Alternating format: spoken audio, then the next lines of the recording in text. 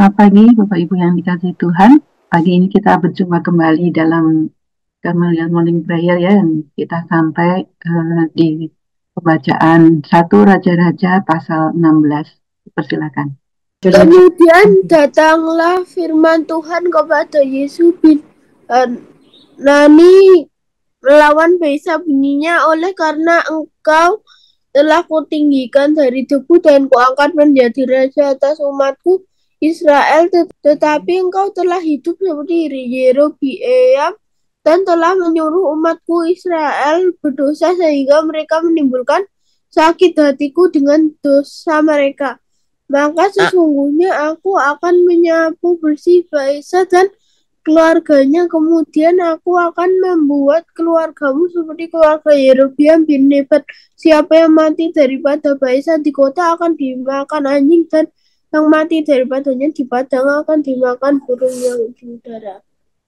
Selebihnya dari riwayat Baisa dan apa yang dilakukan dan kepahlawannya, bukanlah semuanya itu tertulis dalam kitab sejarah raja-raja Israel. Kemudian Baisa mendapat berhentian bersama dengan nenek moyangnya, dan ia kuburkan di Tirza. Maka Ela anaknya menjadi raja menggantikan dia.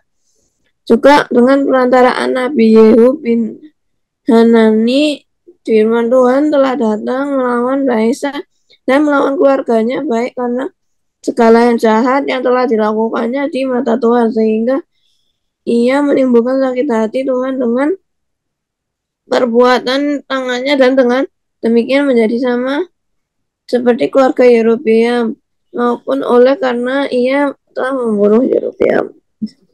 Dalam tahun ke-26 zaman Asa Raja Yehuda, Ela anak Baesa menjadi raja atas Israel di Tirza. Ia memerintah 2 tahun lamanya. Zimri, pegawainya yang menjadi panglima atas setengah dari pasukan kereta, mengadakan kesepakatan melawan dia ketika ia minum-minum sampai mabuk di Tirsa, di rumah Arsa yang menjadi kepala istana di Tirsa.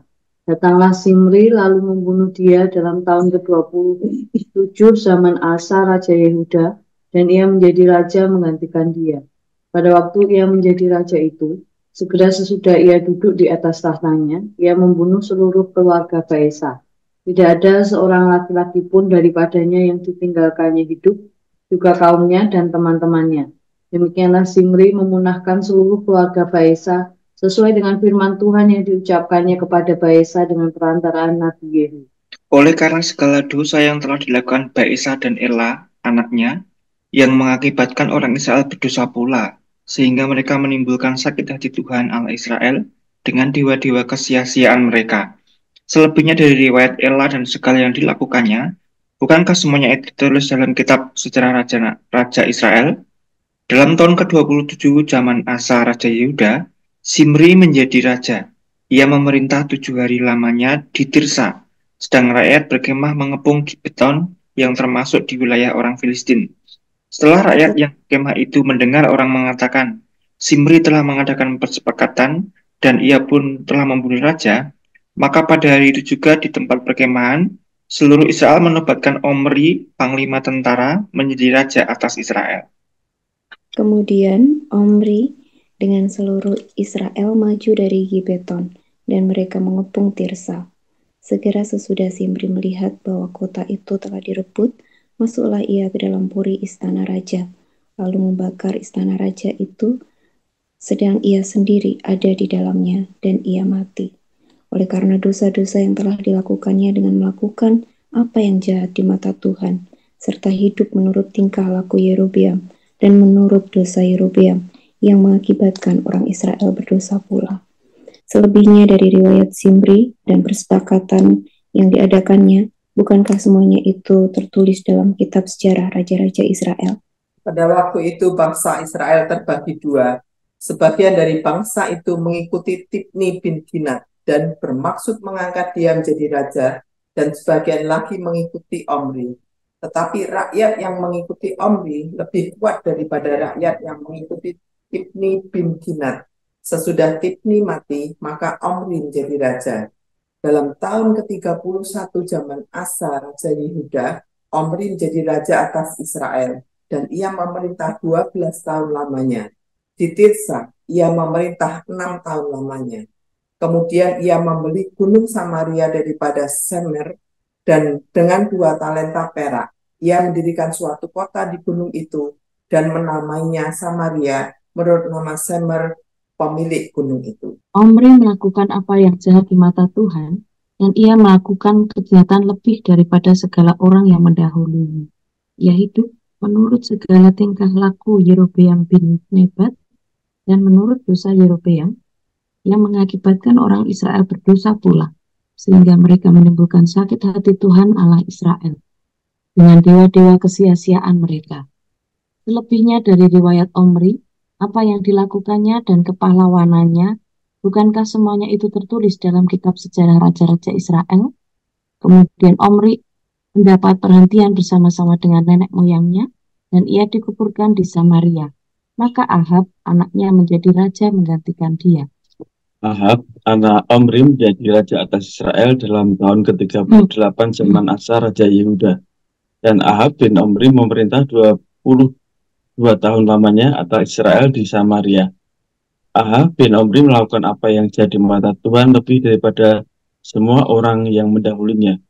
Seakan-akan belum cukup ia hidup dalam dosa-dosa Yerobeam bin Nebat, maka ia mengambil pula Isabel anak Etbaal, raja orang Sidon, menjadi istrinya, sehingga ia pergi beribadah kepada Baal dan sujud menyembah kepadanya. Kemudian ia membuat mezbah untuk Baal itu di kuil Baal yang didirikannya di Samaria. Sesudah itu Ahab membuang patung Asaria, dan Ahab melanjutkan bertindak demikian, sehingga ia menimbulkan sakit hati Tuhan Allah Israel lebih dari semua raja-raja Israel yang mendahulunya. Pada zamannya itu, Hiel, orang Betel, membangunkan kembali Yeriko dengan membayarkan nyawa Abiram, anaknya yang sulung. Ia meletakkan dasar kota itu, dan dengan membayar nyawa Sekub, anaknya yang bungsu, ia memasang pintu gerbangnya, sesuai dengan firman Tuhan yang diucapkannya dengan perantaraan Yesua bin Nun. Amin. Ya, terima kasih. Hari ini kita melanjutkan pembacaan kita ya dari 1 Raja-Raja 16, dan kemarin minggu lalu kita sudah belajar dari 1 Raja-Raja 15 tentang beberapa raja Yehuda dan raja Israel. Saya coba tampilkan di sebelah kiri, ada tabel ya, daftar raja-raja Yehuda dan Israel supaya bisa lebih jelas. Jadi kalau di pasal 15 kemarin kita belajar tentang Raja Abiam, anak dari Rehabeam, dan dikatakan bahwa Abiam ini hidup dengan segala dosa yang dilakukan ayahnya sebelumnya, dan dia tidak hidup dengan sepenuh hati berpaut pada Tuhan seperti bapa leluhurnya Daud. Dia hanya memerintah selama 3 tahun saja, tetapi karena Daud bapa leluhurnya sudah hidup benar di mata Allah, maka Tuhan Allah masih memberikan kesempatan ya kepada keturunan Abiam untuk menduduki tahta Daud, memberikan keturunan yaitu Asa yang menggantikan Abiam untuk duduk sebagai raja. Dan dikatakan bahwa Asa sebaliknya dia hidup benar di hadapan Tuhan. Dia melakukan apa yang benar di mata Daud, di mata Tuhan seperti Daud bapa leluhurnya, yaitu dengan cara menyingkirkan pelacuran bakti, juga menjauhkan segala berhala, dan juga menghancurkan patung Asyera yang dibuat oleh neneknya. Nah, di dalam masa pemerintahan Asa ini ada beberapa raja Yehuda ya, raja Israel.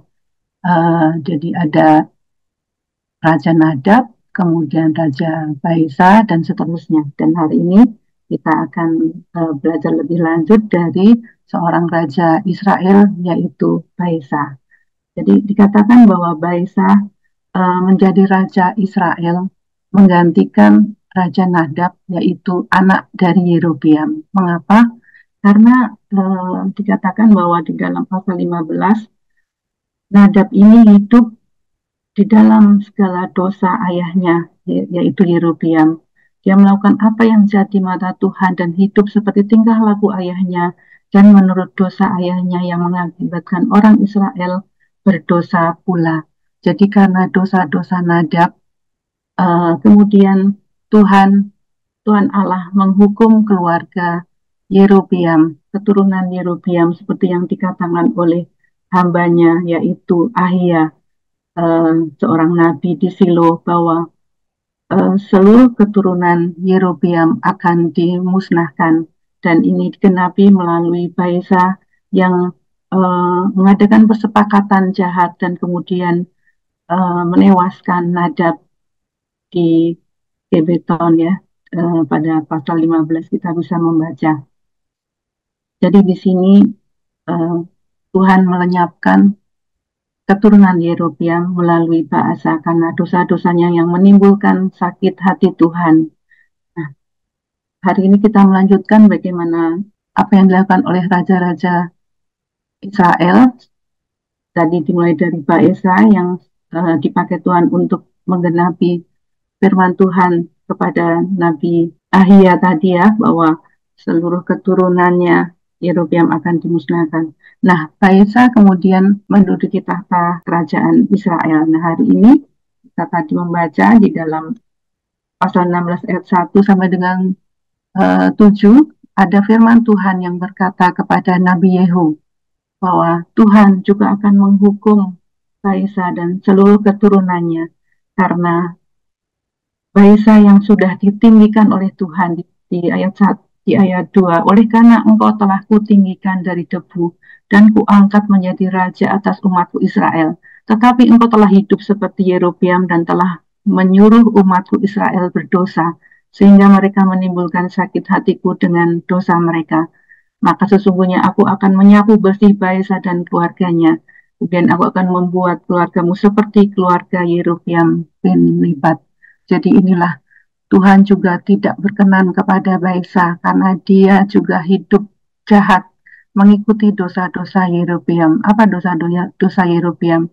Yerobeam jatuh dalam penyembahan berhala, bahkan dia menciptakan 2 patung anak lembu emas yang kemudian ditaruh, satu di Betel, satu di Dan, dan menyebabkan orang Israel juga berdosa karena mereka meninggalkan Tuhan dan menyembah kepada berhala buatan Yerobeam. Yerobeam mengganti sistem penyembahan kepada Tuhan dengan sistem buatan manusia dengan berfokus kepada penyembahan anak lembu emas. Ini menyebabkan Israel berdosa kepada Tuhan. Nah, inilah yang dikatakan oleh Tuhan bahwa Baesa dan keturunannya juga akan dilenyapkan dari muka bumi. Dan kemudian setelah Baesa meninggal ya, setelah Baesa wafat, maka anaknya yaitu Ela menggantikan Baesa menjadi raja di ayat 8 sampai dengan 14. Dan Ela ini menjadi raja Israel selama 2 tahun. Nah, dalam masa pemerintahan Ela, ada seorang panglima Israel dari setengah pasukan kereta, jadi mungkin dia bukan yang panglima tertinggi ya, Zimri namanya. Dia membunuh Ela dan kemudian dia menduduki tahta kerajaan Israel. Nah, di sini Zimri di ayat yang 12, pada waktu ia menjadi raja, segera sesudah ia duduk di atas tahtanya, ia membunuh seluruh keluarga Baesa. Tidak ada seorang laki-laki pun daripadanya yang ditinggalkannya hidup, juga kaumnya dan teman-temannya. Demikianlah Zimri memunahkan seluruh keluarga Baesa sesuai dengan firman Tuhan yang diucapkannya kepada Baesa dengan perantaraan Nabi Yehu. Oleh karena segala dosa yang telah dilakukan Baesa dan Ela anaknya yang mengakibatkan orang Israel berdosa pula, sehingga mereka menimbulkan sakit hati Tuhan Allah Israel dengan dewa-dewa kesia-siaan mereka. Jadi keturunan Baesa pun Ela hidup dengan berdosa, menyakiti hati Tuhan, sehingga apa yang dikatakan oleh Nabi Yehu digenapi melalui Zimri. Selanjutnya dari ayat 15 sampai dengan 20, setelah Zimri menjadi raja Israel dan dikatakan bahwa hanya 7 hari saja Zimri menjadi raja Israel, waktu yang sangat-sangat singkat ya, hanya 7 hari. Ternyata rakyat Israel tidak berkenan ya dengan pengangkatan raja dengan Zimri, karena dia melakukan kesepakatan jahat dan dia membunuh Raja Ela. di ayatnya 16, setelah rakyat yang berkemah itu mendengar orang mengatakan, Zimri telah mengadakan kesepakatan dan ia telah membunuh raja. Maka pada hari itu juga di tempat perkemahan, seluruh Israel menobatkan Omri, panglima tentara, menjadi raja atas Israel. Dan kemudian Omri dengan seluruh Israel maju dari Gibeton dan mereka mengepung Tirsa. Nah, di sini ternyata rakyat tidak setuju terhadap Zimri yang sudah membunuh Raja Ela, dan kemudian Omri dan seluruh pasukannya mengepung Tirsa. Nah, ketika melihat hal itu, ketika Zimri melihat hal itu, maka dia masuk ke dalam puri istananya, lalu ia membakar istananya sendiri, dan dia ada di dalamnya. Dia membunuh dirinya sendiri dalam istana, dan Zimri mati karena dosa-dosanya. Oleh karena dosa-dosa yang telah dilakukannya dengan melakukan apa yang jahat di mata Tuhan, serta hidup menurut tingkah laku Yerobeam dan menurut dosa Yerobeam yang mengakibatkan orang Israel berdosa pula. Nah, inilah hukuman Tuhan terhadap Zimri yang juga mati karena dosa-dosanya. Selanjutnya di ayat 21 sampai dengan 28. Tadi Omri sudah dinobatkan menjadi raja oleh rakyat Israel. Tetapi ternyata Israel terbelah dua. Ada sebagian orang yang mengikuti Tibni bin Ginat dan juga sebagian mengikuti Omri. Dan ternyata rakyat yang mengikuti Omri lebih kuat dibanding rakyat yang mengikuti Tibni. Sehingga ketika Tibni mati, maka Omri yang menjadi raja. Nah, di sini dikatakan bahwa Omri dia membeli gunung Samaria dari pemiliknya yaitu Semer dengan harga 2 talenta perak. Dan di situ ia mendirikan kota yang kemudian dinamakan Samaria sesuai dengan nama pemilik gunung itu, dan ibu kota Israel dari Tirsa kemudian pindah ke Samaria. Nah, di dalam di ayat 25 juga dikatakan bahwa Omri melakukan apa yang jahat di mata Tuhan. Dia melakukan kejahatan lebih daripada segala orang yang mendahulunya. Dia hidup menurut segala tingkah laku Yerobeam bin Nebat dan menurut dosa Yerobeam yang mengakibatkan orang Israel berdosa pula, sehingga mereka menimbulkan sakit hati Tuhan Allah Israel dengan dewa-dewa kesia-siaan mereka. Sekali lagi kita melihat Raja Israel hidup di dalam dosa, penyembahan berhala, bahkan lebih dari para pendahulunya, yang menimbulkan sakit hati Tuhan. Dan kemudian dari bagian yang terakhir di ayat 29 sama 34, setelah Omri mati maka Ahab anaknya, dia menjadi Raja Israel menggantikan ayahnya.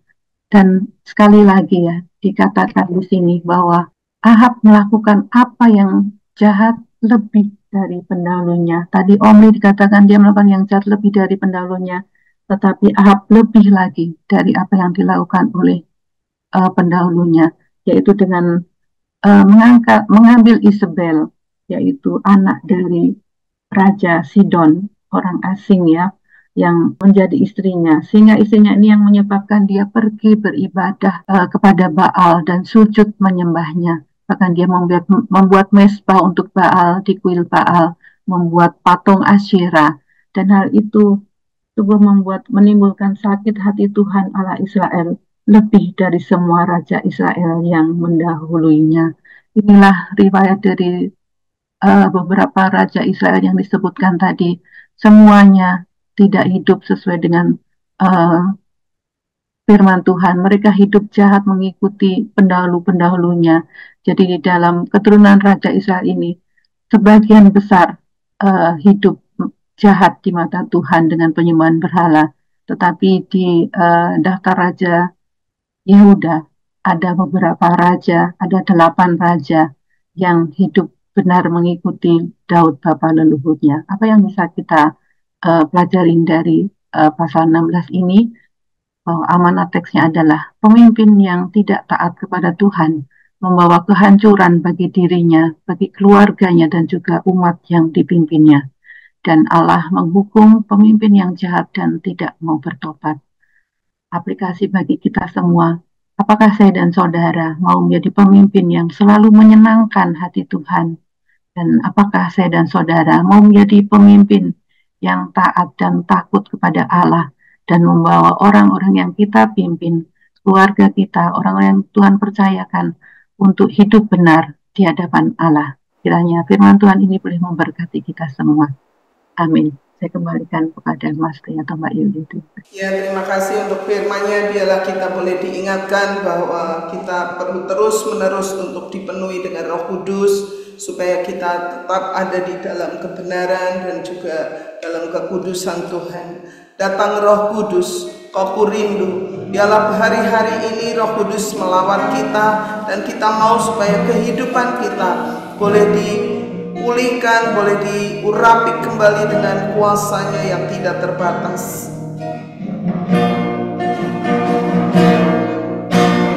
Datang Roh Kudus, Kau kurindu, dengan minyak yang baru urapiku, mengalir penuhiku, mengalir pulihkanku, kuasa-Mu bebaskan hidupku. Datang Roh Kudus, Kau kurindu, dengan minyak yang baru urapiku, mengalir penuhiku, mengalir pulihkanku, kuasa-Mu bebaskan hidupku. Satu yang ku rindu, bersekutu denganmu, bawaku lebih lagi, tinggal di dalamku, nikmati hadirat-Mu, jamaah seluruh hidupku. Kuasa-Mu mengubah hidupku, satu yang ku rindu, bersekutu denganmu, bawaku lebih lagi, tinggal di dalammu, nikmati hadirat-Mu, jamaah seluruh hidupku. Urapan-Mu mengubah hidupku, urapan-Mu, urapan-Mu mengubah hidupku, kuasa-Mu, kuasa-Mu mengubah hidupku. Haleluya. Dalam pagi hari ini kita berkomitmen untuk hidup dalam ketaatan, karena kehidupan kita akan membawa dampak bagi orang-orang yang kita layani maupun juga yang kita pimpin, supaya hidup kita menjadi perkenan Tuhan. Urapan Roh Kudus menyertai setiap kita sehingga kita boleh jadi berkat buat banyak orang. Mari kita bersama berdoa. Bapa Surgawi, aku mengucap syukur untuk setiap firman Tuhan yang meneguhkan, yang membimbing, yang mengingatkan untuk terus hidup di dalam kebenaran dan ketaatan kepadamu. Jika aku berdosa di hadapan-Mu, Tuhan ampuni. Biarlah pagi hari ini aku mau, Tuhan, berkomitmen hidup benar di hadapan Tuhan, menjadi pemimpin yang memberkati orang yang dipimpin. Biarlah Kau menjadikan kami, Tuhan, terang-Mu yang bercahaya, sehingga banyak orang boleh melihat kemuliaan Tuhan dalam hidup kami. Tuhan memberkati setiap kami dan memimpin langkah hidup kami, untuk kami terus berpaut kepada kebenaran firman-Mu. Terima kasih Tuhan, di dalam nama Yesus kami berdoa, kami mengucap syukur.